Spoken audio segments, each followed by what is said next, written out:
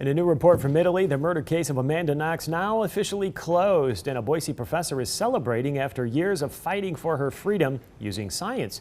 Kelsey McFarland joins us live in Boise to explain.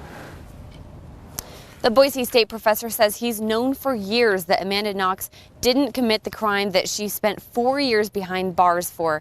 Now, the new report out of Italy cites flawed science in the prosecutor's case. It's been 8 years since the original investigation, the original arrests.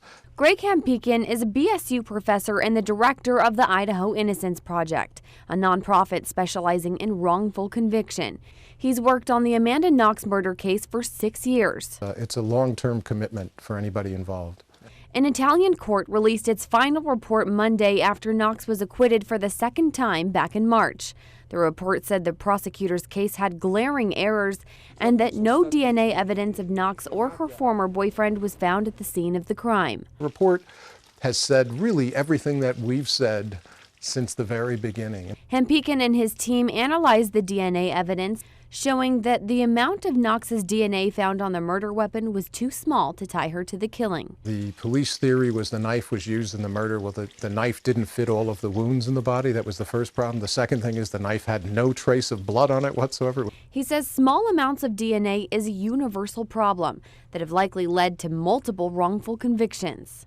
Even experts will disagree, and you have to really get a consensus oftentimes from outside the original lab that did the work. Knox has been back in the States for a few years, but now she and her family can breathe a final sigh of relief, one that is shared by Hampikin. And so we're good friends, and to know that how relieved they must be to finally have everything cleared up, no questions left whatsoever. Now, even after working on this Amanda Knox case for 6 years, Hampikin says he plans on working on new cases to free those who have been wrongfully convicted. Live in Boise, Kelsey McFarland, KBY2 News. All right, thank you, Kelsey, for that live report.